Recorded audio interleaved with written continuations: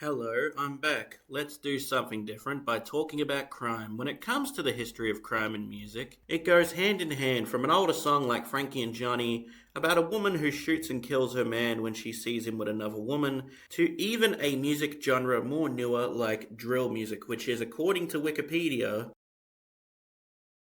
even real life criminals make music too, like any non criminal does, from the likes of Lead Belly to even fucking Charles Manson. Yes, Charles Manson has made music too. But one name that doesn't get spoken about when it comes to this is the infamous Australian criminal, a modern Ned Kelly in his own right, being one Chopper Read, who, from the late 90s until his passing in 2013, made a series of rap albums and EPs. Yes, I shit you not, rap albums, to which I have pretty much all of these, minus Chopper the Musical, which goes for over $100 on discogs. I ain't paying that much for a CD, especially a novelty CD from the man dubbed Uncle Chop Chop. Maybe if you'd be so kind enough as to give me a bit of money, then maybe I'll cover it in another future video, maybe a live stream perhaps. However, before we dig into Chopper's rap career, we have to talk about the man and who he was as a person. Born on November 17th, 1954, to an ex-military soldier father and a religious mother who was a devout Seven-day Evangelist. Growing up, Reed was bullied due to being an odd and unusual kid, which nowadays would be put down to having a disability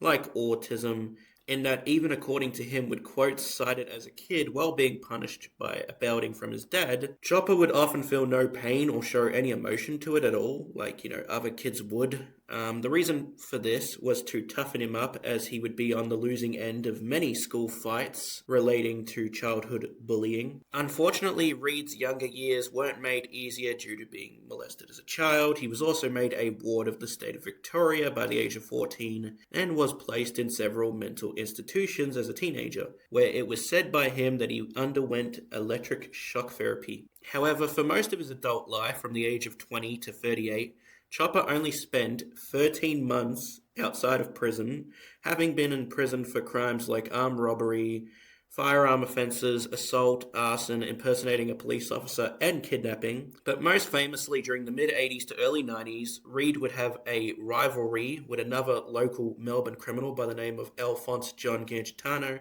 who would go on to be known as the first, or according to some, the second murder victim of the Melbourne Underworld Wars. The beef was said to have been started, as according to Chopper himself, during a Tough Nuts interview on an episode about Alphonse Gangitano, due to a disagreement with Gangitano he had regarding an elderly neighbourhood hero with whom Gangitano admired, while Reed despised him, after which it was alleged by Reed himself that Gangitano would bust open a toilet cubicle door with a number of his associates and begin a serious assault on Reed, who made his escape, but not before he smeared his shit-covered hands into Gangitano's face. And I know this sounds scripted, but documentary stuff, etc., etc. Sorry for laughing. In fact, when you read one of the early Chopper books that he wrote, of many, he actually calls Alphonse the fairy princess of Lygon Street, which I imagined would not have made Alphonse happy, especially with him being egotistical about his image and how he wanted people to respect him. Later on in another book, there's a picture of Chopper actually posing with 3 headstones that, are edited in post-production, and one of the headstones has the name Alphonse, referring to Gangitano, of course. Another with the name of a friend of his, Mad Charlie.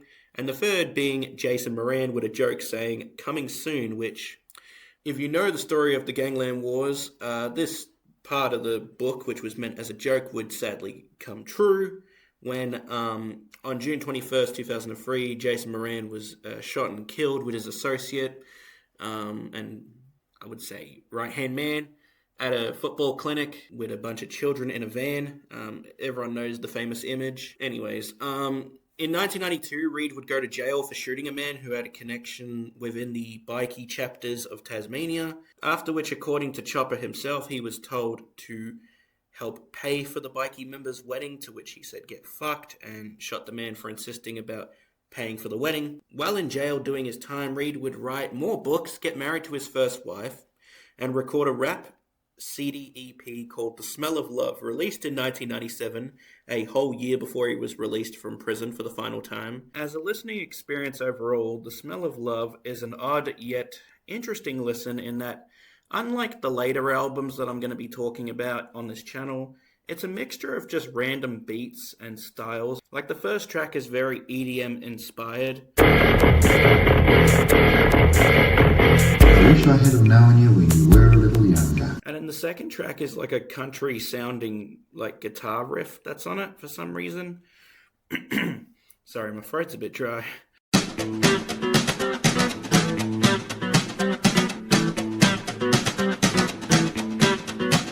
By the old Campaspe River, where the breezes shake the grass. The unfortunate problems with this EP is that Chopper's audio with the beats and the instrumental sounds so badly out of sync, which I sort of get it, as he was in jail at the time of recording.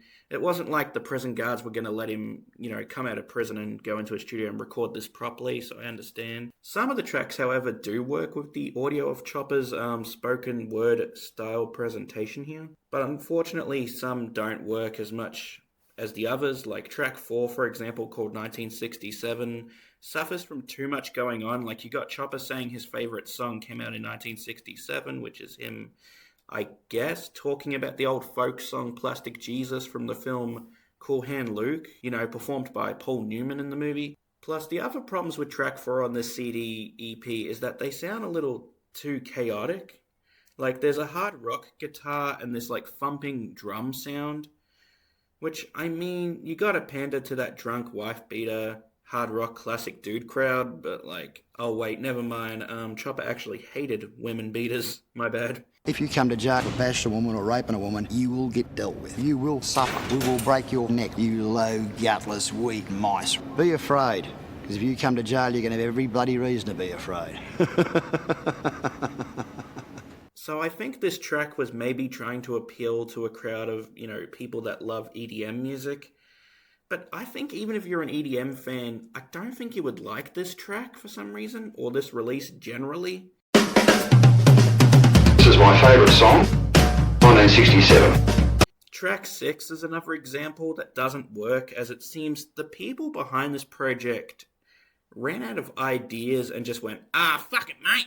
Turn it into a foursome by adding a country-style guitar lick and an awful outdated record scratching sound effect. And then add some weird synths over it. That's all they did.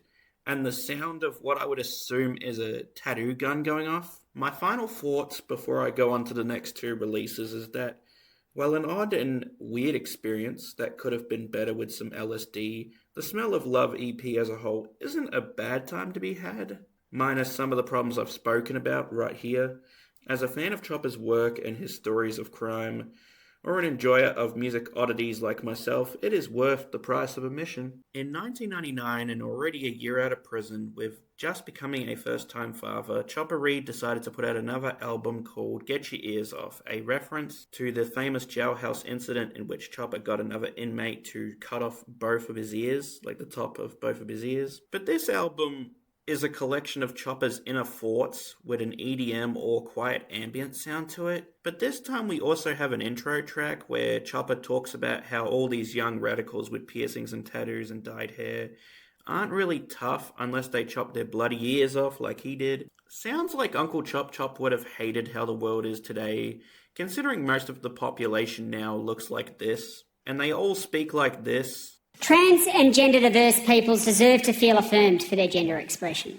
You know, you bastards reckon you're all so radical, with your little nose rings and your little earrings, your little tummy belly rings, and your little, all the rest of your little rings. Why don't you get your bloody ears off?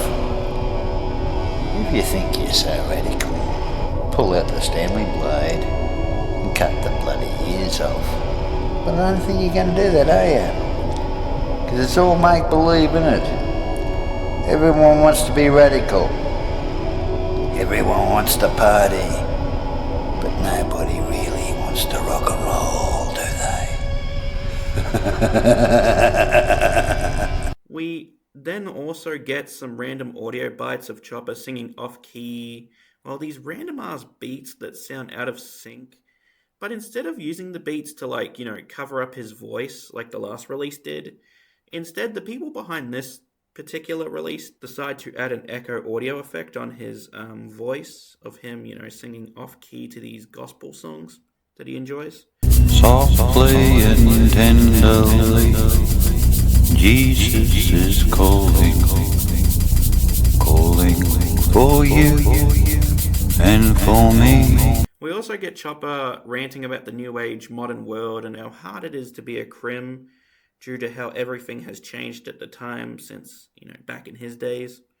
Chopper on here also does these spoken word bits, which finally, the people behind this don't overpower it with like too much beats all happening at once. Instead, they just let Chopper spitball about a number of things from his life and crime, how people now don't have a sense of humor, the deepness of life and death, plus for some reason, Demi Minogue's tits. Like, okay. Also, he talks about how he drinks 5 cans of alcohol at 8 o'clock in the morning, or that he annoys his wife by, pissing in their kitchen sink, to Oliver Reed, the famous actor who drank himself to death while filming the first Gladiator movie overseas, to his then recent TV appearance on Ally McFeast at the time, during which Reed was, by his own admissions, as pissed as a parrot. He bragged about, killing fellow criminals. He drunkenly also flirted with Gore, who, although made very uncomfortable by this, however, like the true professional she was, just downright ignored Reed's overly sexual, creepy behavior, and did her best to keep the show going. After all this, for most of the album, it's pretty much Reed going on and on about his drinking problem, his horniness for wanting to fuck both Ally McFeast and Demi Minogue, and for some reason he brings up the Kane brothers, the underworld figures Les and Brian Kane, who were both famously killed during the Sydney underworld wars of the late 70s to mid-80s, which would become the basis for 2009's Underbelly, A Tale of Two Cities. The Kane's got it in the head. Bye-bye, Brian. Les is dead. Maybe Uncle Chop Chop was just drunk and saying a lot of stupid shit when being recorded at the time. I do not know. After this, we also get Chopper singing a song, a joking song, dedicated to the then recently murdered underworld figure Alphonse Gangitano, by pretty much talking shit about him in typical Chopper fashion. I suppose even old Alphonse Gangitano comes to mind as well. See him wasted on the sidewalk, in his jacket and his jeans, wearing yesterday's misfortunes like a smile. Once he had a future, full of money, love and dreams, which he spent like they was going out of style. He's a walking contradiction, partly truth and partly fiction, taking every wrong direction on his lonely way back home. But then, for some reason, Chopper on this album goes from defending Miss McPherson from the backlash that him and her both received, to thinking about fucking her and now blaming her for getting him pissed during the incident that happened. At the end of disc 1, Chopper even says that this CD would be no use to anyone listening, and how, again, that he really wants to fuck Demi Minogue. Honestly, if I was her, I would just get an AVO against this man who's talking about how he wants to explicitly, do stuff to me sexually and physically. During the last track on disc 1, he even tries to do a seance by contacting the spirit of the late Michael Hutchinson from In Excess in the most distasteful way, joking about why he did what he did. Like, I get at the time that the story was that Michael Hutchins died, during a sex game gone wrong, when nowadays it's more common knowledge that he hung himself due to having depression and many different mental health issues that he had through his life. We also get Chopper talking about how he has to end off the CD due to maybe going back to prison for violating his parole conditions by being photographed with guns in his hand, which I think nothing came out of this due to the lack of info when researching for this video. But where we get something sort of new is on disc 2, we get to hear Chopper's rant about how voicemails annoy the shit out of him and why he hates doing voicemails. And then he goes back to talking about how he wants to fuck Demi Minogue and Ally McPherson in typical Uncle Chop Chop fashion with his usual mannerisms and wordplay that he was known for. Also, fun fact, disc 2 of this CD is shaped like Chopper's head. Honestly, I kind of wish that, before he passed away, Chopper did a series on YouTube called like Chopper's Rants, where he would just rant about whatever was on his mind at the time. Obviously, sadly, that never happened because, he passed away. But had he lived longer, I think he would have jumped on the ex-criminal YouTuber bandwagon like many others have by, talking about his past and how hard he was, lad, what I mean, bar, and the people he knew and the people he was associated with. Overall, well, random. Get Your Ears Off is far more entertaining than the Smell of Love EP in that Chopper's just drunkenly, spitballing a bunch of shit about anything and everyone he could think of. Kind of wish they went in this direction a bit more. But with the next album we're going to cover in this video, they didn't go into that direction, unfortunately. And what we got is 2006's Interview with a Madman, which we'll talk about right now. Add some editing effects right here. Perhaps the most newer album that I have ever spoken about on this channel, and fittingly enough released 20 years ago, is 2006's Interview with a Madman, released while Chopper was still very much alive, with the movie about his life coming out back in 2000, starring ex-TV comedian Eric Bana as the man himself, and of course marrying for the second time after his previous marriage went down, I'm guessing because of him, pissing in the kitchen sink. By 2006, with Chopper now a father again for the second time, was most likely starting to be considered washed up in that he had tried his hand at everything from painting, which yes, you can still buy his paintings on eBay at a very expensive price of around $2 to $5 grand a piece, writing a children's book called Hooky the Cripple, which most famously was banned all over Australia due to the fact that a criminal named Chopper Read wrote it, and its front cover had a art's illustration of a bloodied knife. Writing more crime books about his life, doing the talk show and interview circuit about everything from his life and crime to his thoughts on the then current Melbourne gangland wars. And like that, Benji Veneman's the same fucking thing. 5 foot 2 inches tall, if he was 2 inches short, to make a good circus dwarf. Never shot no one in his fucking life. Benji Veneman, who's ever fucking shot? And that fucking Underbelly movie, that's a lot of shit.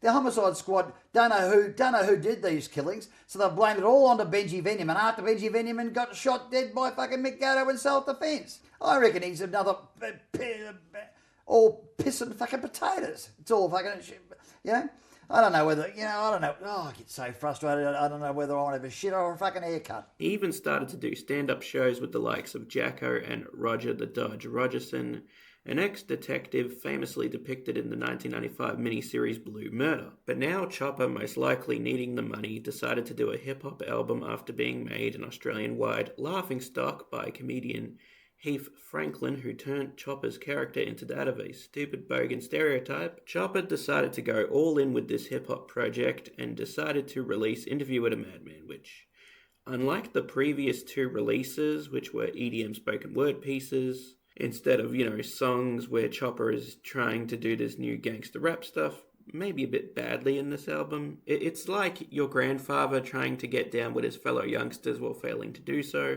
But Chopper Read on here goes all urban by showing what a true legendary gangster rapper, hip-hop artist he was with his raw, sick bars and powerful words.